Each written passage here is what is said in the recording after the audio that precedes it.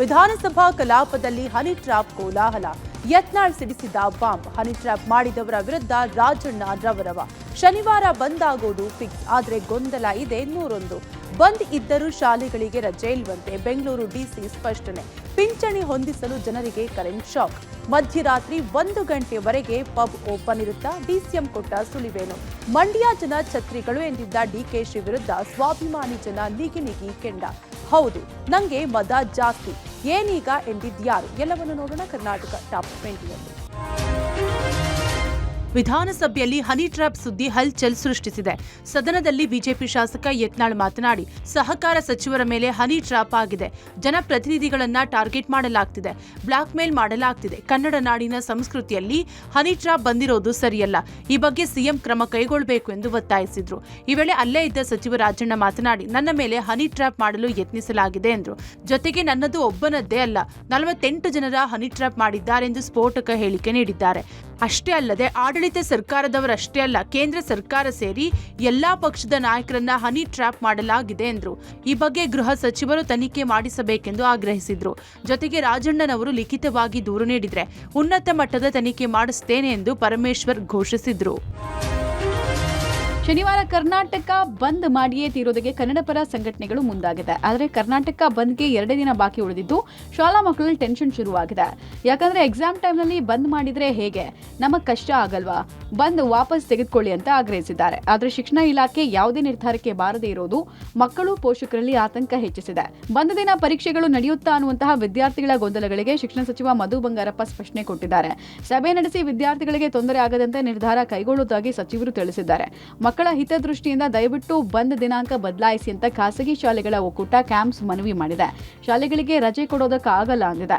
ಇನ್ನು ಬಂದ್ಗೆ ಖಾಸಗಿ ಸಾರಿಗೆ ಒಕ್ಕೂಟ ಬೆಂಬಲ ಸೂಚಿಸಿದೆ. ಆದರೆ ಸರ್ಕಾರಿ ಬಸ್ಗಳು ಎಂದಿನಂತೆ ಓಡಾಟವನ್ನ ನಡೆಸಲಿದೆ. ಗಲಾಟೆಯಾದರಷ್ಟೇ ಬಸ್ ನಿಲ್ಲಿಸೋಕೆ ಚಾಲಕರಿಗೆ ಸೂಚಿಸಲಾಗಿದೆ. ಇತ್ತ ಮಾರ್ಚ್ 22ನೇ ತಾರೀಕು ಬಂದ್ಗೆ ಸಿನಿರಂಗ ಬೆಂಬಲವನ್ನ ವ್ಯಕ್ತಪಡಿಸಿದೆ. ಸಾಯಂಕಾಲ ಒಂದು ಮೀಟಿಂಗ್ ಇಟ್ಕೊಳ್ತೀವಿ, ಅದ್ರ ಮೇಲೆ ನಾವು ಡಿಸಿಷನ್ ತಗೊಂಡು ಆಮೇಲೆ ನಾವು ಹೇಳ್ಬೇಕಾಗತ್ತೆ. ಬಟ್ ಯೂಶಲಿ ಬಂದಿಗೆ ಯಾವುದೇ ಕಾರಣಕ್ಕೂ ಈ ಜನರಲ್ ಸಪ್ಲೈಸು ಇದೆಲ್ಲ ಇರ್ತವೆ, ಮತ್ತು ಎಕ್ಸಾಮು ಇಂಥದನ್ನ ಫುಲ್ಲು ಸಿಸ್ಟಮ್ ಬದಲಾವಣೆ ಆಗ್ಬಿಡುತ್ತೆ. ಅದಕ್ಕೆ ಅದನ್ನು ಬದಲಾವಣೆ ಮಾಡೋದು ಮೋಸ್ಟ್ಲಿ ನಮ್ಮ ಇಲಾಖೆಯಿಂದ ಯಾವತ್ತೂ ಕೂಡ ನಾವು ಮಾಡೋಕ್ಕೆ ಹೋಗಲ್ಲ. ಶನಿವಾರ ಕರ್ನಾಟಕ ಬಂದ್ ಇದ್ದರೂ ಬೆಂಗಳೂರು ಶಾಲೆಗಳಿಗೆ ರಜೆ ಇಲ್ಲ. ಮಕ್ಕಳಿಗೆ ಪರೀಕ್ಷೆ ಇರೋದ್ರಿಂದ ರಜೆ ಕೊಡೋದು ಕಷ್ಟ ಅಂತ ಬೆಂಗಳೂರು ಜಿಲ್ಲಾಧಿಕಾರಿ ಜಗದೀಶ್ ಮಾಹಿತಿಯನ್ನ ನೀಡಿದ್ದಾರೆ.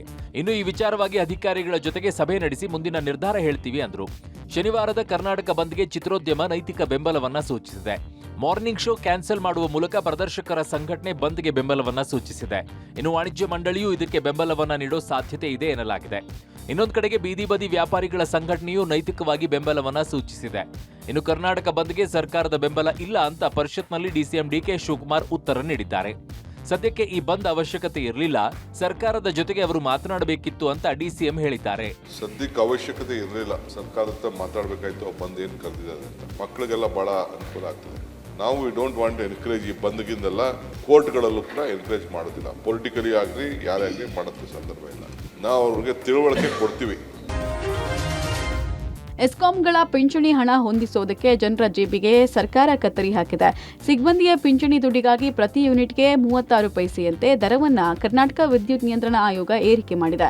ಕೆಪಿಟಿಸಿಎಲ್ ಪ್ರಸ್ತಾವನೆಗೆ ಕೆಇಆರ್ಸಿ ಅಸ್ತು ಹೊಂದಿದ್ದು ಇದೇ ಏಪ್ರಿಲ್ನಿಂದ ಇದು ಜಾರಿಯಾಗಲಿದೆ. ಎಸ್ಕಾಂಗಳ ಪಿಂಚಣಿ ದುಡ್ಡನ್ನ ಗ್ರಾಹಕರಿಗೆ ವರ್ಗಾಯಿಸಿ ಶಾಕ್ ನೀಡಿದ್ದು ಎಷ್ಟು ಸರಿ ಎಂಬ ಪ್ರಶ್ನೆ ಎದ್ದಿದೆ. ಇಂಧನ ಪೂರೈಕೆ ಕಂಪನಿಗಳಿಗೆ ಬುಧವಾರವೇ ಕೆಇಆರ್ಸಿ ಗ್ರಾಹಕರಿಂದ ಸರ್ಕಾರದ ಪಿಂಚಣಿ ಮತ್ತು ಗ್ರಾಚ್ಯುಟಿ ಕೊಡುಗೆಗಳ ಪಾಲನ್ನ ವಸೂಲಿ ಮಾಡೋಕೆ ಅವಕಾಶ ಕೊಟ್ಟು ಆದೇಶ ಪ್ರಕಟಿಸಿದೆ. ಈ ವರ್ಷಕ್ಕೆ ಮಾತ್ರವಲ್ಲದೆ 2026, 27 ಮತ್ತು 27 ಹಾಗೂ 28ರ ಆರ್ಥಿಕ ವರ್ಷವನ್ನ ಪಿಂಚಣಿ ಹಾಗೂ ಗ್ರಾಚ್ಯುಟಿ ಕೊಡುಗೆಗಳನ್ನು ಪರಿಷ್ಕರಣೆ ಮಾಡಲಾಗಿದೆ. ಇದರಿಂದ ಮುಂದಿನ ವರ್ಷಗಳಿಗೆ ಗ್ರಾಹಕರು ಕ್ರಮವಾಗಿ 35 ಪೈಸೆ ಮತ್ತು 34 ಪೈಸೆ ಪಾವತಿಸಬೇಕಾಗುತ್ತೆ. ನೀರಾವರಿ, ಪಂಪ್ಸೆಟ್, ವಿದ್ಯುತ್ ಬಳಕೆದಾರರು ಸೇರಿದಂತೆ ಎಲ್ಲಾ ಗ್ರಾಹಕರಿಂದಲೂ ವಸೂಲಿಗೆ ನಿರ್ಧಾರ ಮಾಡಲಾಗಿದೆ. ಇದಕ್ಕೆ ಸಾರ್ವಜನಿಕರು ಕಿಡಿಕಾರಿದ್ದಾರೆ. ನಾವು ಏನ್ ಮಾಡಕ್ಕಾಗತ್ತೆ, ಅವ್ರು ಏನ್ ಮಾಡ್ತಾರೋ ನಾವು ಅನುಭವಿಸ್ಬೇಕಷ್ಟೇ. ಅದಕ್ಕಿಂತ ಜಾಸ್ತಿ ಇನ್ನೇನು ಮಾಡೋಕ್ಕಾಗತ್ತೆ. ಒಂದ್ಸರಿ ವೋಟ್ ಮಾಡಿ ತಪ್ಪು ಮಾಡಿದ್ದೀವಿ, ಅದೇ ಹಿಂಗೆ ಅದನ್ನು ಅವ್ರು ಏನು ಮಾಡ್ತಾರೆ ಅದನ್ನ ಅನುಭವಿಸ್ಬೇಕಷ್ಟೇ. ಇವಾಗ ಏನು ಮಾಡೋಕ್ಕಾಗತ್ತೆ? ಕರೆಂಟ್ ಬಿಲ್ ಕೆಲವರು ಫ್ರೀ ಇರುತ್ತೆ, ನಮ್ಗೆ ಡಬಲ್ ಬರುತ್ತೆ, ಏನು ಮಾಡೋಕ್ಕಾಗತ್ತೆ? ಕರೆಂಟ್ ವಿದ್ಯುತ್ ಬಳಸೋದ್ರಿಂದ ಒಬ್ಬ ಒಬ್ಬ middle class below middle class ಅವ್ರು ಯೂಸೇಜ್ ಮಾಡಿರೋದನ್ನ ಪರ್ ಯೂನಿಟ್ ಜಾಸ್ತಿ ಮಾಡಿ ಪೆನ್ಷನ್ ಕೊಡೋದ್ರೆ ಕರ್ನಾಟಕ ಸರ್ಕಾರ ಏನದು ಬೆನಿಫಿಟ್ ಮಾಡ್ದಂಗೆ ಆಗುತ್ತೆ. ನನಗೆ ತಿಳಿದಂಗೆ ಇದು ರೈಟ್ ವೇ ಅಂತ ಅನಿಸಲ್ಲ. ಬೆಂಗಳೂರಿನಲ್ಲಿ ಪಬ್ಗಳಿಗೆ ಮಧ್ಯರಾತ್ರಿ 1 ಗಂಟೆಯವರೆಗೂ ಅನುಮತಿ ಕೊಡುವ ಬಗ್ಗೆ ಡಿಸಿಎಂ ಡಿಕೆ ಶಿವಕುಮಾರ್ ಪರೋಕ್ಷ ಸುಳಿವನ್ನ ಕೊಟ್ಟಿದ್ದಾರೆ. ಆದಷ್ಟು ಬೇಗ ಈ ಬಗ್ಗೆ ನಿರ್ಧಾರ ಮಾಡೋದಾಗಿ ತಿಳಿಸಿದ್ದಾರೆ. ವಿಧಾನ ಪರಿಷತ್ ಪ್ರಶ್ನೋತ್ತರ ಕಲಾಪದಲ್ಲಿ ಬಿಜೆಪಿಯ ಸದಸ್ಯ ಗೋಪಿನಾಥ್ ಪ್ರಶ್ನೆ ಕೇಳಿದ್ರು. ಬೆಂಗಳೂರಿನಲ್ಲಿ ಪಬ್ಗಳು ರಾತ್ರಿ 11:30ಕ್ಕೆ ಮುಚ್ಚುವ ಸಮಯ ಇದೆ, ಆದರೆ ಮಧ್ಯರಾತ್ರಿಯವರೆಗೂ ಪಬ್ಗಳು ನಡೆಯುತ್ತಿವೆ.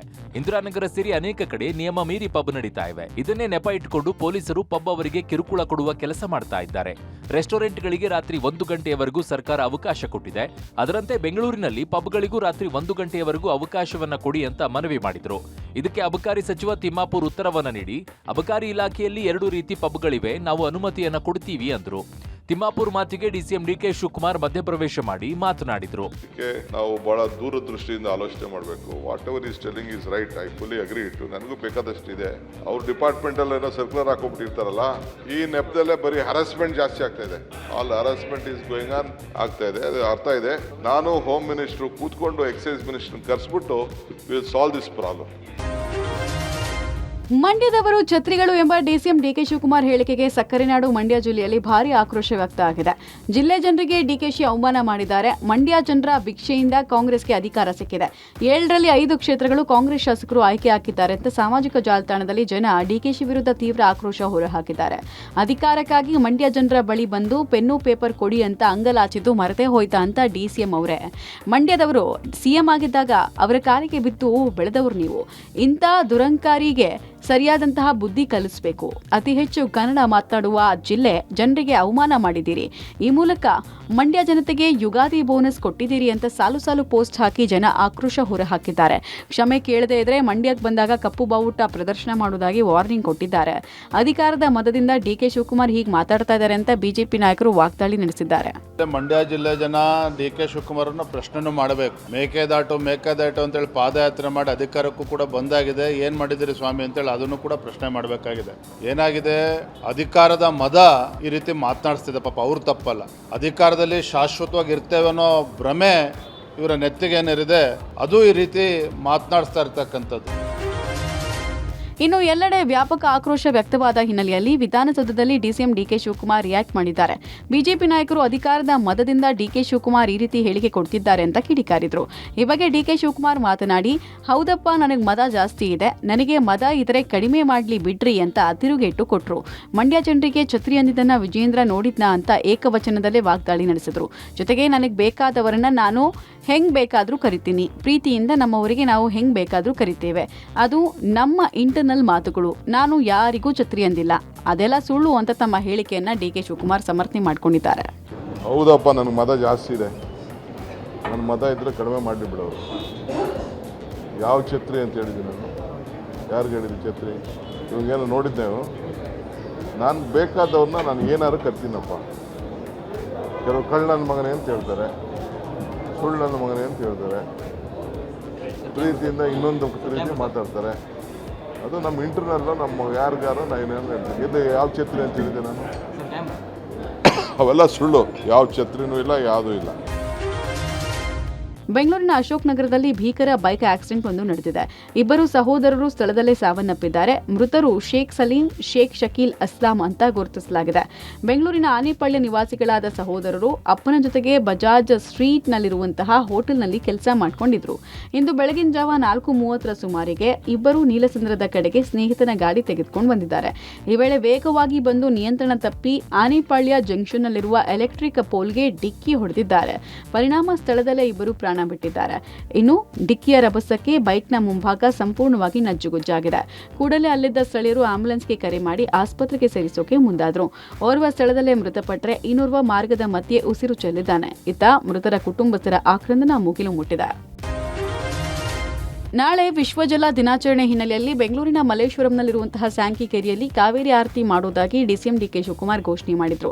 ಇದಕ್ಕೆ ಎಲ್ಲೆಡೆ ಭಾರಿ ವಿರೋಧ ವ್ಯಕ್ತ ಆಗ್ತಾ ಇದೆ. ಆದರೆ ಇದೆಲ್ಲದರ ಬೆನ್ನಲ್ಲೇ ಸ್ಯಾಂಕಿ ಕೆರೆಯಲ್ಲಿ ಕಾವೇರಿ ಆರತಿ ಮಾಡುವುದಕ್ಕೆ ಸಕಲ ಸಿದ್ಧತೆ ನಡೆಸಲಾಗ್ತಾ ಇದೆ.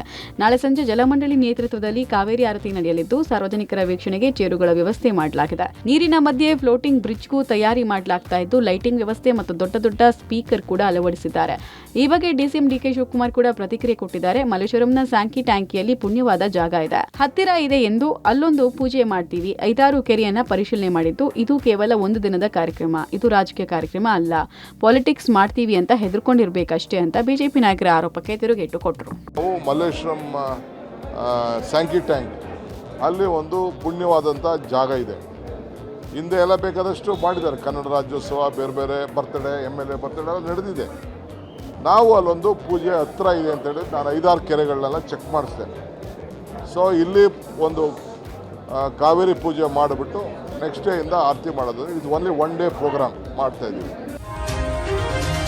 ಬೆಟ್ಟಿಂಗ್ ಆಪ್ಗಳಲ್ಲಿ ಪ್ರಚಾರ ಮಾಡಿದ ಸೆಲೆಬ್ರಿಟಿಗಳಿಗೆ ತೆಲಂಗಾಣ ಸರ್ಕಾರ ಶಾಕ್ ಕೊಟ್ಟಿದೆ. ವಿಜಯ್ ದೇವರಕೊಂಡ, ರಾಣಾ ದಗುಬಾಟಿ ಸೇರಿದಂತೆ 25 ನಟ ನಟಿಯರ ವಿರುದ್ಧ ಹೈದರಾಬಾದ್ನ ಮಿಯಾಪುರ್ ಠಾಣೆಯಲ್ಲಿ ಎಫ್ಐಆರ್ ದಾಖಲು ಮಾಡಲಾಗಿದೆ. ಪ್ರಕಾಶ್ ರಾಜ್, ಮಂಜು ಲಕ್ಷ್ಮಿ, ಪ್ರಣೀತಾ, ನಿಧಿ ಅಗರ್ವಾಲ್, ಶ್ರೀಮುಖಿ, ಶೋಭಾ ಶೆಟ್ಟಿ, ವಿಷ್ಣುಪ್ರಿಯಾ ವಿರುದ್ಧವೂ ಎಫ್ಐಆರ್ ದಾಖಲು ಮಾಡಲಾಗಿದೆ. ಈಗಾಗಲೇ ಬೆಟ್ಟಿಂಗ್ ಆಪ್ ಪ್ರಚಾರಕ್ಕೆ ತೆಲಂಗಾಣ ಸರ್ಕಾರ ನಿಷೇಧ ಹೇರಿದೆ. ಹೀಗಿದ್ರೂ ಬೆಟ್ಟಿಂಗ್ ಆಪ್ ಪರವಾಗಿ ತೆಲುಗು ನಟ ನಟಿಯರು ಪ್ರಚಾರ ಮಾಡಿದ್ರು. ಹೀಗಾಗಿ ತೆಲಂಗಾಣ ಸರ್ಕಾರ ಆಕ್ಟರ್ಗಳಿಗೆ ಶಾಕ್ ಕೊಟ್ಟಿದೆ. ಬೆಟ್ಟಿಂಗ್ ಆಪ್ನಲ್ಲಿ ಹಣ ಹಾಕಿ ಯುವ ಜನತೆ ನಷ್ಟಕ್ಕೆ ತುತ್ತಾಗಿದ್ದಾರೆ. ಈ ಆಪ್ನಲ್ಲಿ ಹಣ ಕಳ್ಕೊಂಡು ಹಲವು ಯುವಕರು ಆತ್ಮಹತ್ಯೆಗೆ ಶರಣಾಗಿದ್ದಾರೆ. ಬೆಟ್ಟಿಂಗ್ ಆಪ್ ಪ್ರಚಾರಕ್ಕೆ ತೆಲಂಗಾಣ ಸರ್ಕಾರ ಈಗಾಗಲೇ ನಿಷೇಧ ಹೇರಿದೆ. ಇದರ ಹೊರತಾಗಿಯೂ ಬೆಟ್ಟಿಂಗ್ ಆಪ್ ಪರ ಪ್ರಚಾರ ನಡೆಸುತ್ತಿದ್ದಾರೆ ಅಂತ ದೂರಿದ್ದಾರೆ. ಇನ್ನು ಸುಸೈಡ್ ಕೇಸ್ಗಳು ಹೆಚ್ಚಾಗ್ತಾ ಇರೋ ಹಿನ್ನೆಲೆಯಲ್ಲಿ ಎಫ್ಐಆರ್ ದಾಖಲಿಸಿ ಕೆಲ ನಟ ನಟಿಯರನ್ನ ವಿಚಾರಣೆ ಮಾಡಲಾಗಿದೆ.